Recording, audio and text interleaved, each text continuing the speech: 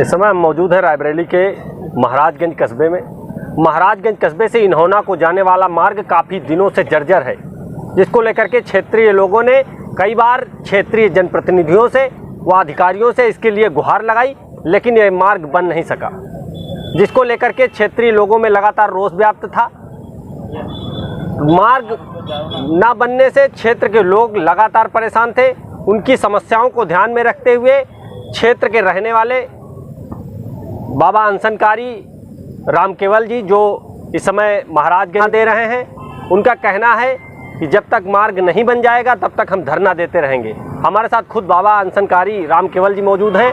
हम उनसे बात करेंगे और जानेंगे कि धरना उनका कितने दिनों तक चलेगा। बाबा जी, सबसे पहले तो आप अपना परिचय दें और आज धरने का कौन सा दिन है? इस बीच प्रशासन ने आपको क्या क्या सुविधाएं मुहैया कराई यहाँ धरना प्रदर्शन के दौरान? मेरा नाम बाबा राम केवल अनशनकारी। आज धरने का छठा दिन है और महाराजगंज से समरौता मार्ग के लिए धरना प्रदर्शन चल रहा है। दूसरी सड़क है मऊ से सिकंदरपुर।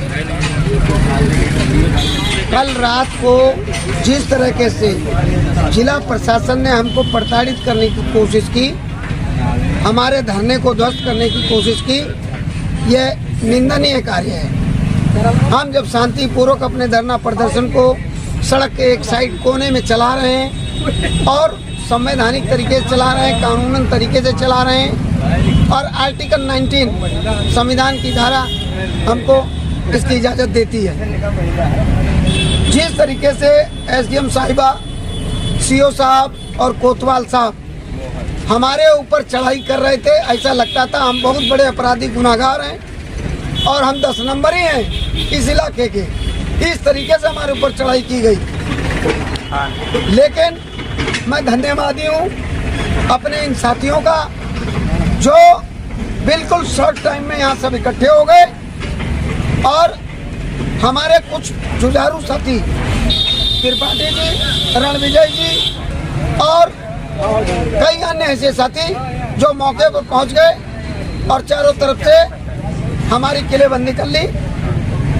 वो चाहते थे कि हम इनको उठा करके ले जाएं। पूर्ण रूप से उनका जो नीति और नियत यही थी, क्योंकि किसी ने बयानबाजी की, किसी ने अपशब्द कहे, उससे हमारा मंच का कोई लेना देना नहीं। और हमारे एक साथी ने तहरीर दी कि उसको FIR करें, लेकिन पुलिस विभाग कार्रवाई करने की बजाय हमारे धरने को ध्वस्त करने के लिए पहुंच गया और हमको कई तरीके डराने धमकाने लगा। 34 की धारा बनती है, फलाना बनता है, तो हमने भी कहा 168 फलाना ढेका, इतनी धाराएं तुम्हारे लोगों के ऊपर भी बनती हैं, क्योंकि जिस वजह से, जिन निकम्मे अधिकारियों की वजह से, मैं स्पष्ट कहना चाहता हूं, जिन अधिकारियों, निकम्मे अधिकारियों की वजह से इसमें चोटें लगती हैं, जिम्मेवार प्रशासनिक अधिकारी हैं, तो धारा उन पर भी बनती है। मैं ऐसे लोगों की लिस्ट भी बना रहा हूं। एक KGO में भर्ती है जो सीरियस है इसी एक्सीडेंट से, इसी सड़क एक्सीडेंट से। एक रायबरेली सिविल अस्पताल में भर्ती है, एक सुखई के पुरवा में अभी जल्दी ही उसको चोट लगी है। ऐसे कम से कम 12 लोग हैं। मैं उनकी लिस्ट बना रहा हूँ और हम भी FIR की तैयारी कर रहे हैं। हम भी FIR कराएंगे IPC की धारा 268 के तहत। और सुविधा के नाम पे जब हम कहते हैं, एक मूलभूत सुविधा होती है कि जिस क्षेत्र में धरना प्रदर्शन अनशन होता है या एक आम नागरिक भी होता है, उसको सफाई, उसको पानी, उसको लैट्रिन बाथरूम की व्यवस्था उनको करानी होती है। लेकिन यहाँ किसी तरह कोई सुविधा नहीं। आप देख सकते हैं पीछे मच्छर, मक्खी, गोबर और दुनिया भर की घास कूड़ा लगा हुआ है। दूसरा, पानी हम भीख मांग मांग के पी रहे हैं, खाना हम भीख मांग के खा रहे हैं, सारी व्यवस्थाएं हम अपने आप देख रहे हैं। अगर दिन में मूतना होता, सारा दिन हम बाथरूम को बंद करके रखते हैं, शाम को मूतने जाते हैं। और हमको लैट्रिन बाथरूम आ जाए तो हमको सारा दिन बैठना पड़ता है रोक करके, और शाम को जब अंधेरा होता तब हम इधर उधर निकलते हैं। सवेरे भी हमारा यही हाल, शाम को भी यही हाल। तो ये जो तमाम तरह की सुविधाएं देने की बजाय ये हमको प्रताड़ित करने की और ध्वस्त करने की कोशिश कर रहे हैं। लेकिन बता देना चाहते हैं हम प्रशासन को कि भैया हमको सुविधाएं दो, बहाने बना के इसको ध्वस्त करने की कोशिश मत करो। जिस तरीके से रात को ये धरने पर आकर के करवा चौथ वाले दिन इन्होंने पब्लिक को भड़काने का काम किया, बहुत रोकने की कोशिश की पब्लिक को, फिर भी बहुत सारे लोग आ गए। लेकिन अगर इस तरह का बर्ताव करा इन्होंने तो पब्लिक हमारे रोके नहीं रुकेगी और व्यवस्थाएं खराब होगी। तो ये जिम्मेदारी खुद लेनी पड़ेगी और शक्ति प्रदर्शन अब होगा। हम इनको बता देना चाहते हैं, शक्ति प्रदर्शन अब हर हाल में होगा। हम जाम की बात नहीं करते, हम किसी अराजकता की बात नहीं करते, हम कोई कानून तोड़ने की बात नहीं करते। लेकिन अगर पब्लिक सड़क पे आएगी तो व्यवस्थाएं इन्हीं को देखनी पड़ेगी, ये जिम्मेवार होंगे। बाबा, कौन कौन लोग थे जो धरना प्रदर्शन असफल करना चाहते थे? वो उसमें कौन कौन से अधिकारी थे कल रात?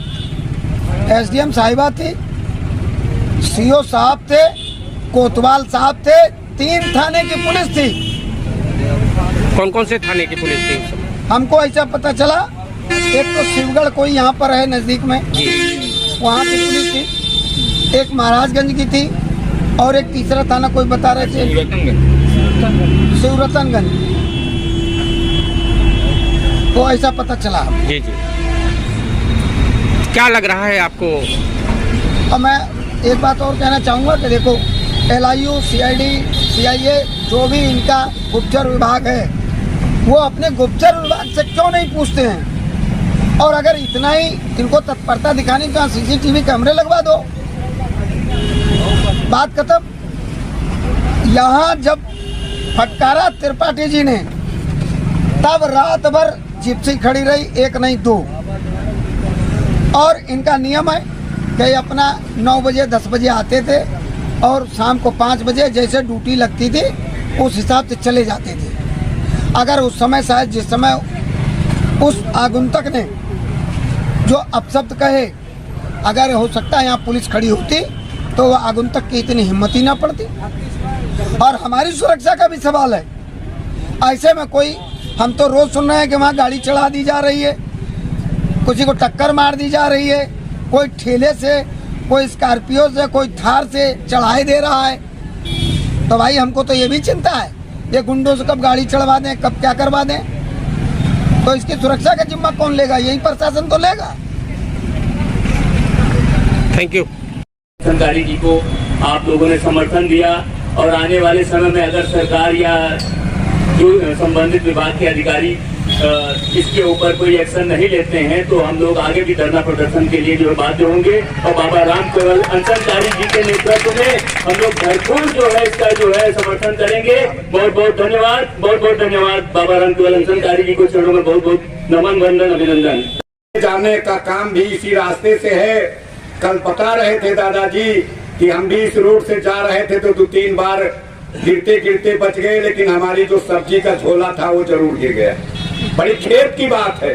अब बताइए, ऐसे महान लोग इस रोड से आते हैं जाते हैं, कितना कष्ट होता है।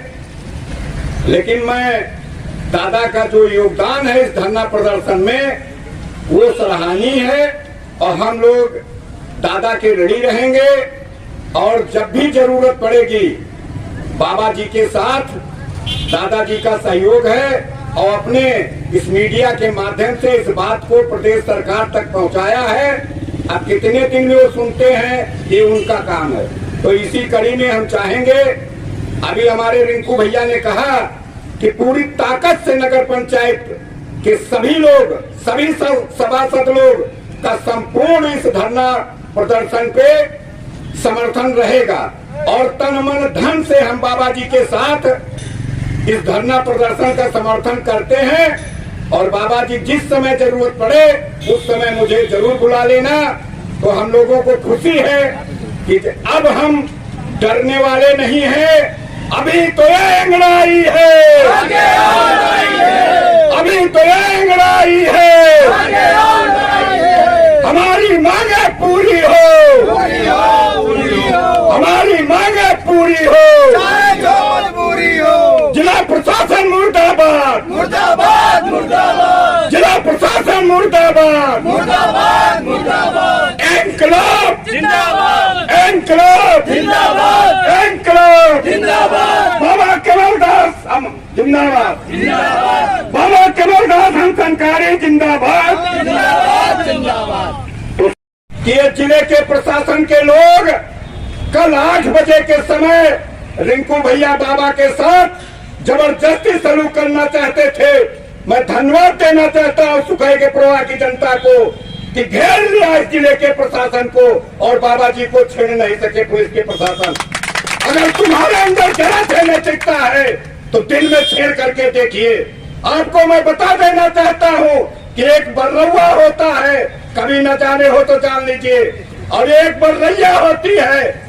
लेकिन अगर जिला के प्रशासन एक दतैया भी उसकी संख्या होती है, वो दतैया के संज्ञान में बाबा राम केवल दास जी हम संसारी हैं। अगर जरा से भी आपने छूने का काम किया, कोई गलत काम कर रहे हैं बाबा, कोई अपनी संपत्ति के लिए धरना प्रदर्शन कर रहे हैं, आपको शर्म नहीं आती है इस क्षेत्र के सुबेरे स्कूल के समय इसी पुल पर करके आकर के बैठिए माननीय उप जिलाधिकारी महोदया जी। अब देखिए कितने बच्चे इस सड़क पे गिरते हैं। अभी कल एक सुखई के प्रवाह का व्यक्ति गिरा है, उसका पैर टूट गया है, कोई है इलाज कराने वाला। अगर इस रोड के लिए बाबा जी ने अनशन धरना प्रदर्शन कर दिया तो सत्ता के लोगों का पेट फूल गया। मैं तो निवेदन करता हूं सत्ता के लोगों से, निवेदन करता हूं क्षेत्र के विधायक के पैर पकड़ता हूं कि जरा से नैतिकता होती तो आप बाबा जी से क्यों नहीं मिले? यही से चुप्पे से निकल कर चले गए। यही देश का संविधान है, ये नैतिकता है। यही बाबा साहब ने अम्बेडकर ने संविधान को बनाया है।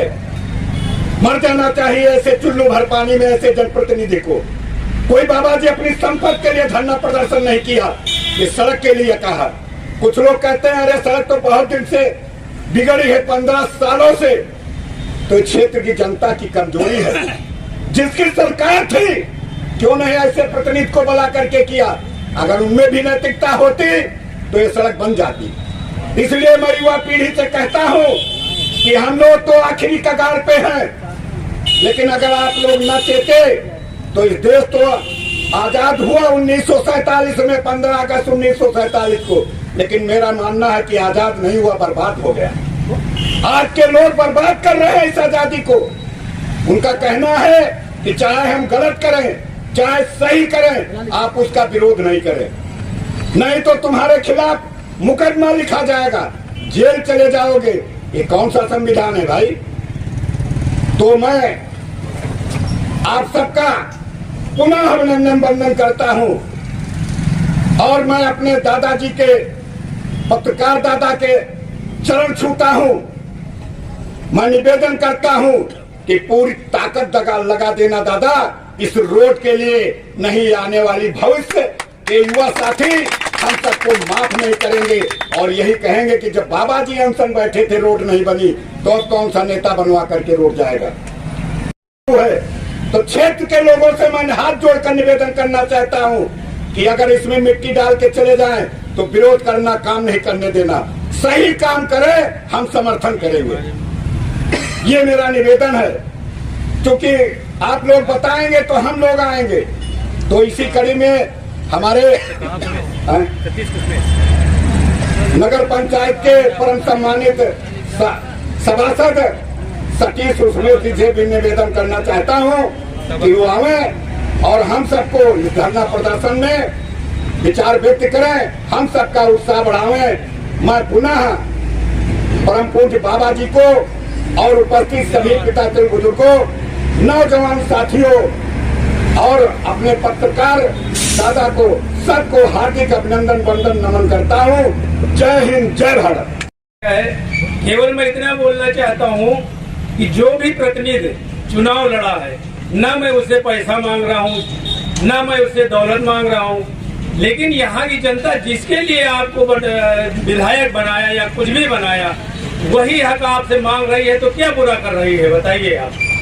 मैं इसीलिए केवल बस इतना चाहता हूँ कि प्रतिनिधि भी चलते हैं, यहाँ की जनता भी चलती है, बच्चे भी चलते हैं, स्कूली बच्चे भी चलते हैं। ये रोड खस्ता हाल कितने दिन से पड़ी है, अभी तक तो नहीं देखा गया इसको।